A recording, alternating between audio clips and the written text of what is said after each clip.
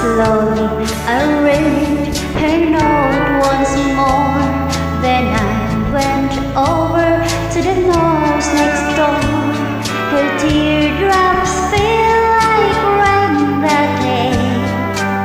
When I told Tony what I had to say.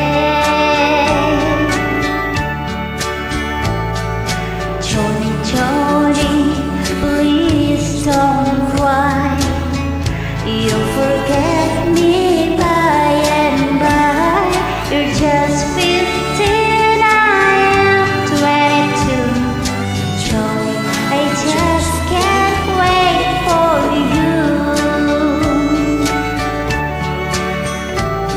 Soon I left our little hometown, got me a job and tried to settle down, but